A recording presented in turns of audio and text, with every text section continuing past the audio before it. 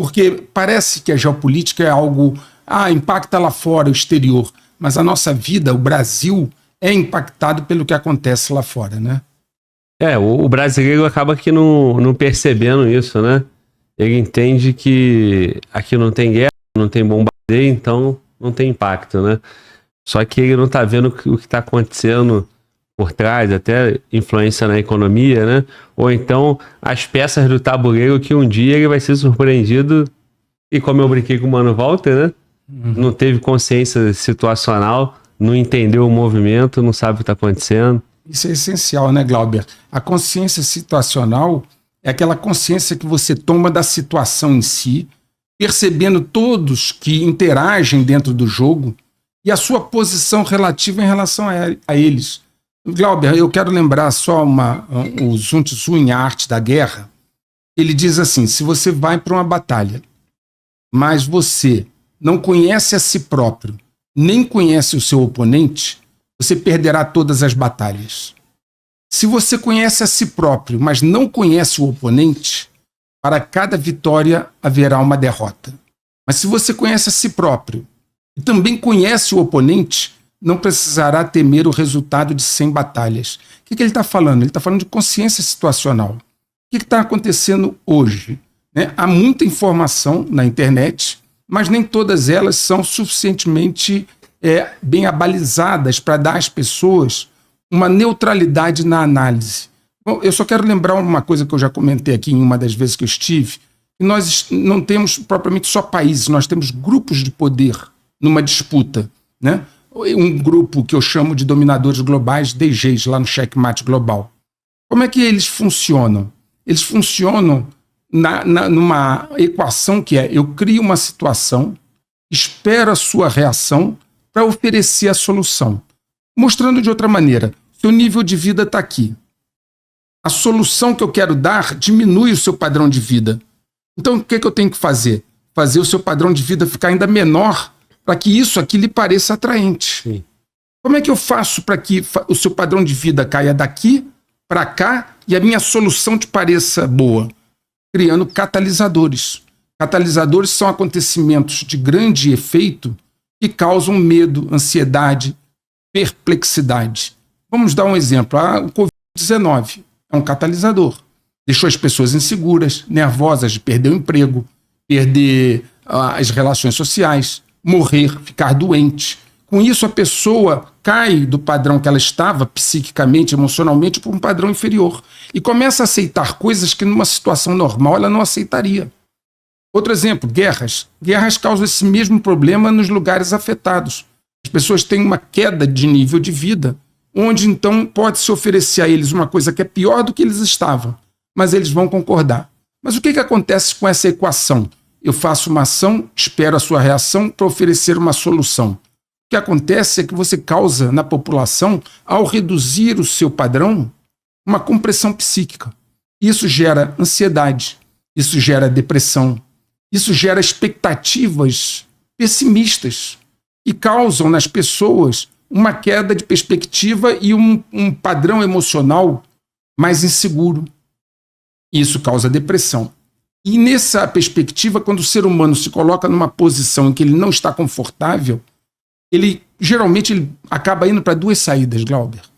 Ou ele vai para uma tendência normal que o ser humano tem de idolatria, procurar salvadores fora, sejam políticos, sejam quem for. Ele cai na questão da idolatria, que é muito antiga, né? Está lá desde do cavalo, do bezerro de ouro lá, do Moisés, etc.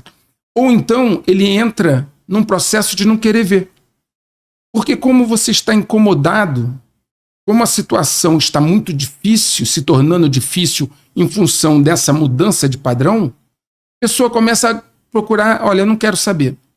Ou cai na questão da idolatria. Não, alguém vai me salvar, alguém vai resolver.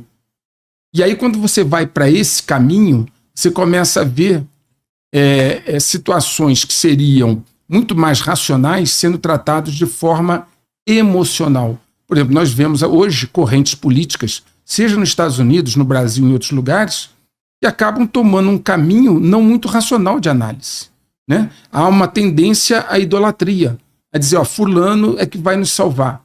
Quando, na verdade, no dia a dia, se você conhecer, você tiver consciência situacional e você agir com discernimento e neutralidade, você vai poder entender muito melhor aquela situação, a sua posição em relação a ela, para tomar, então, decisões de cunho, por exemplo, prudencial, né? Para proteger sua família, para proteger a si próprio.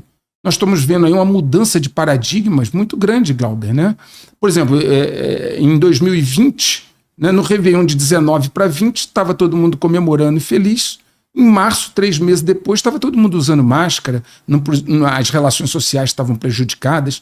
Nós estamos num mundo em transformação, onde as coisas mudam muito rapidamente. Ou você tem consciência situacional, tem neutralidade, tem discernimento para conseguir entender essa situação e se posicionar em relação a ela, ou então você vai ser um torcedor. Torcedor não precisa ter razão. Torcedor torce, é emoção e acabou. Torcedor não precisa dar a si próprio nenhuma explicação, né? O time está ganhando ou está perdendo, ele continua torcendo por ele. E não muda de jeito nenhum, né? De jeito nenhum. É até difícil você tentar libertar o cara, né? Ele não quer. É. Ele não quer. Esse é um outro ponto importante. Porque no futebol, professor, tu não precisa libertar o cara do time que ele torce. Mas na política, ou para entender, né, o movimento geopolítico, ele não consegue interpretar. Ele cai nas propagandas e ele fica torcendo ali, se alimentando e vai continuar sendo torcedor. O que nós temos hoje, Glauber?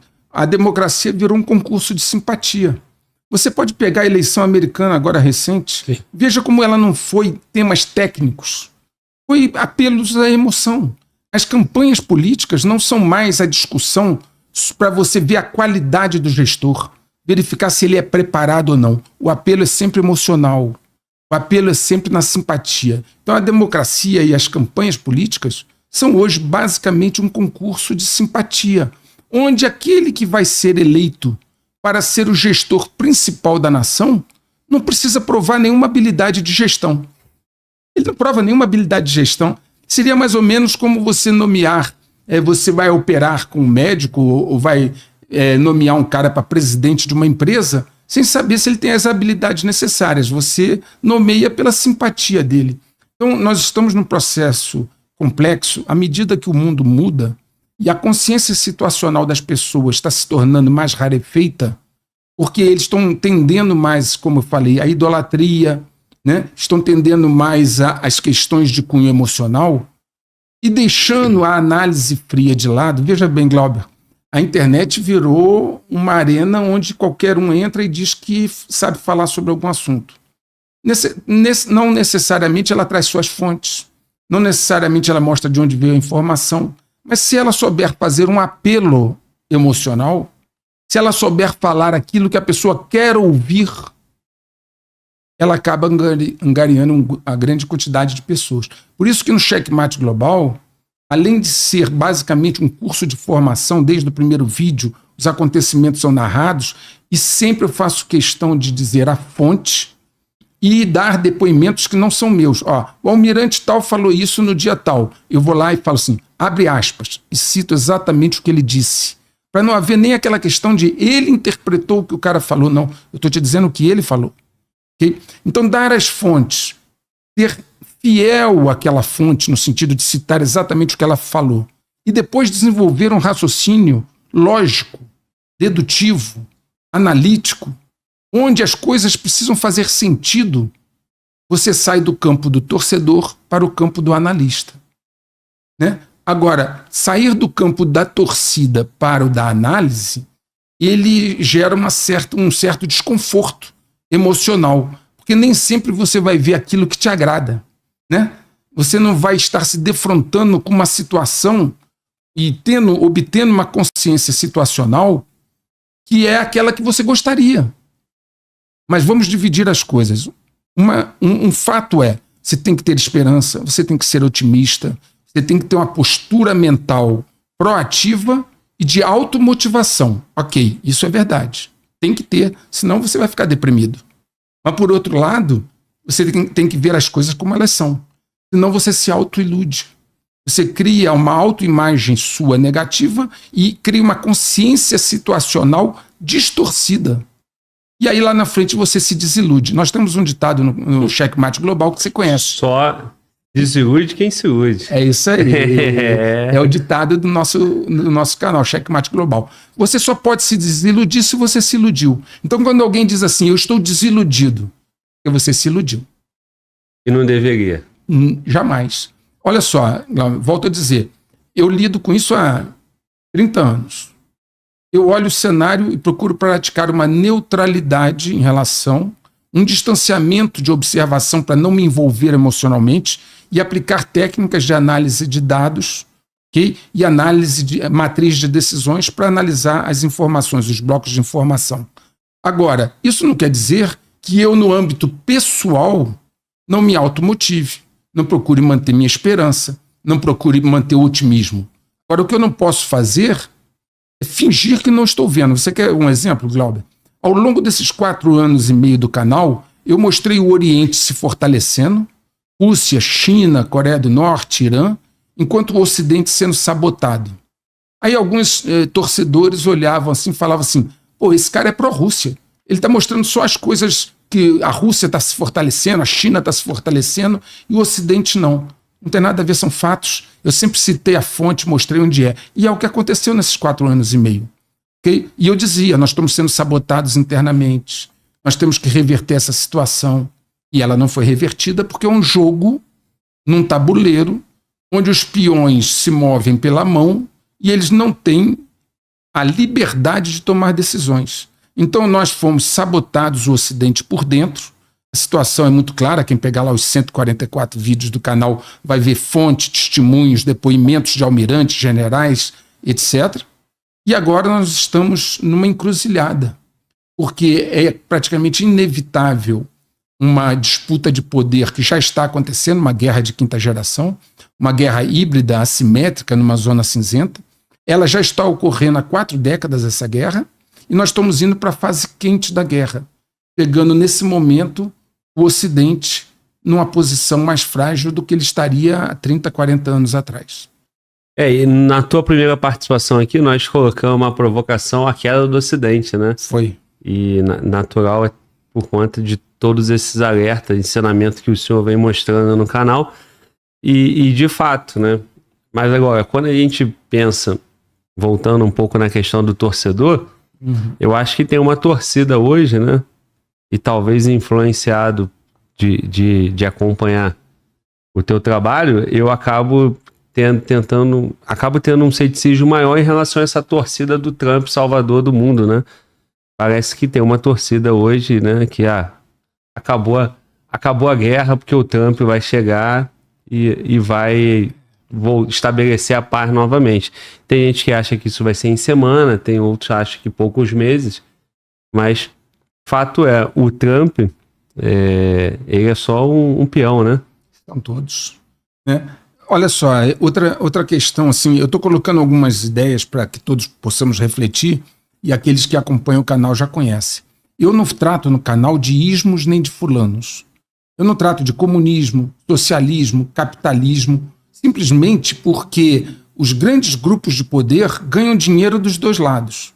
Eles apostam nos 2 cavalos. Se você pegar os acionistas de um Vanguard, de State Street, de um BlackRock, né, eles estão sempre ganhando dinheiro, não importa quem é que está no jogo. Vou dar um exemplo, Glauber. O BlackRock, Larry Fink, que é o CEO, ele foi um dos maiores patrocinadores no início dessa agenda woke, ESG, né? Por que ele patrocinou uma agenda que, em tese, enfraquece as empresas? Porque ele tinha interesses econômicos nessa agenda. Agora está voltando atrás, porque começou a dar prejuízo em algumas empresas. A Boeing está tendo problemas um atrás do outro nos aviões, né, por causa da política dele, né? Então, assim, mas ele não está preocupado. Pergunta para um Larry Fink, que gere 20 e tantos trilhões de dólares, se ele está preocupado se o seu governo é comunista, socialista ou capitalista. Deu dinheiro, está tudo certo. Aqui no nosso país, foram nos governos anteriores, inclusive desse presidente atual, que os bancos mais ganharam dinheiro. Sim. A Odebrecht, O JBS, que saiu de um açougue para ser agora o que é. Ué, mas se o governo era de esquerda, por que o banco ganhou tanto dinheiro? Sempre ganhou dinheiro no governo do atual presidente. Por que a JBS virou o que virou? Uma Odebrecht, etc, etc. Os motivos vocês conhecem. O que eu estou dizendo é o seguinte, no jogo do poder real, okay, o que vale é poder e dinheiro. Esse ismo não tem nenhuma influência na mesa. Estamos ganhando dinheiro? Estamos. Eu não quero saber se você é o que é. Os Estados Unidos apoiou Saddam Hussein enquanto Saddam Hussein lutou contra o Irã, etc. No dia que o Saddam Hussein não era mais útil, os Estados Unidos foi lá e tirou ele. Certo? Os Estados Unidos apoia o regime da Arábia Saudita, que não é nem um pouquinho democrático. Sim. Certo? Mas por quê? Porque a Arábia Saudita dá dinheiro. No dia que a família real da Arábia Saudita não ajudar mais, não der dinheiro, sai.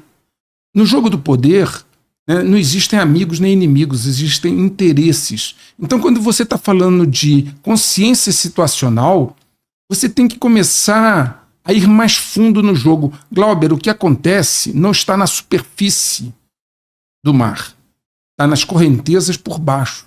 São as correntezas de água quente, água fria, que geram o movimento do mar, não é o que está na superfície. Então, eu vejo muitas vezes na internet pessoas fazendo discursos sobre comunismo, socialismo, tudo que aconteceu, e Gramsci, e não sei o quê, né? Mas esses caras, a maioria deles, não tem poder real. O poder real está no dinheiro e nas armas. Okay? Qual foi o interesse essencial na guerra? Vender armas. Qual é o interesse essencial? Os maiores investidores do complexo industrial militar dos Estados Unidos é BlackRock, State Street, Vanguard. E eles não estão preocupados quem está morrendo, quem está vivendo. Eles querem vender e ter lucro. Esse é o ponto principal. E também não trato de fulanos. Porque fulanos vão e vêm. No primeiro governo do Trump, ele subestimou o poder. Saiu. Ele contrariou as facções, foi apiado do poder. Vocês viram que aquilo ali foi ele, foi apiado do poder. Né? Veio lá o 6 de janeiro deles, né? Todo mundo preso, ele sofreu um monte de processo, até que ele começou a entender que as coisas não funcionam assim. E já para esse governo atual, como Biden desafiou uma das correntes, uma das facções DG, né? Que é essa que quer a guerra no Oriente Médio, o Biden foi agora apiado do poder, como antes o Trump foi. E o Trump agora soube lidar. Você pode observar que poucos dias depois daquele atentado que furou a orelha dele, ele escolhe para ser o vice o J.D. Vance, Sim. que é um cara conhecidíssimo por ser do sistema. Inclusive, o Kennedy, que também agora está com Trump, ele faz um discurso quando o J.D. Vance se torna o vice do Trump, dizendo: o Trump agora está agradando a CIA. Né? Ela vai continuar a ganhar dinheiro. Por causa de quem? Do J.D. Vance. Aliás, eu falo nos vídeos sobre todos os cavalos de Troia que estão embutidos no governo Trump, e eu faço uma pergunta: será o Trump que vai tirar os cavalos de Troia? Ou os cavalos de Troia que vão tirar o Trump? Conhecendo, é mais provável que o Trump que vai sair, né? Ele já tem o backup, que é o J.D. Vance.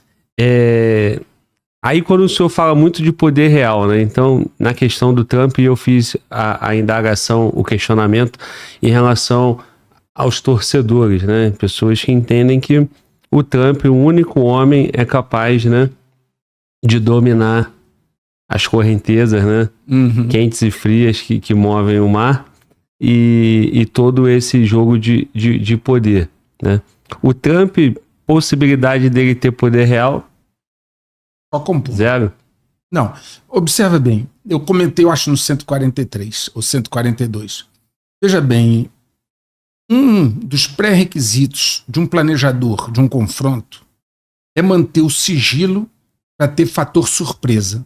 Okay? Imagina o desembarque na Normandia se tivesse sido avisado a todo mundo. Sim. Pelo contrário, ele foi dissimulado. Eles fizeram os alemães crerem que eles iam desembarcar em outra praia. Ok? Pouquíssimos oficiais aliados sabiam a praia onde seria. Então foi mantido sigilo, houve uma dissimulação para ter fator surpresa. O Trump está fazendo o contrário. Isso. O Trump anunciou os 10 medidas que ele vai tomar contra o que ele chama de Deep State, o Estado Profundo.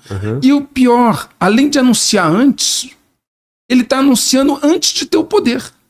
Então ele não tem nem a arma ainda na mão e ele já está anunciando que ele vai atirar em você. E do jeito que ele vai fazer. Isso é prudente? Isso segue alguma estratégia inteligente da área militar ou estratégica? Ele está anunciando tudo antes. Você quer ver um exemplo? Ele nomeou para procurador-geral Gates, né, que era um deputado. O Deep State já derrubou o cara, pegou lá um monte de escândalo que ele tinha, ele já renunciou. Agora estão pegando o indicado dele para secretário de defesa. Um escândalo com uma menina lá e tal. Então o que está acontecendo? Você está queimando as cartas antes. Quem pensa que simplesmente os caras que estão lá no controle da CIA, da National Security Agency, de todo o complexo industrial militar, da comunidade de inteligência, vão simplesmente, quando o Trump entrar 20 de janeiro, vão falar: estou indo embora, senhor Trump, faz o que o senhor quiser. Estão completamente enganados. São muito ingênuos, não têm nenhuma compreensão do poder.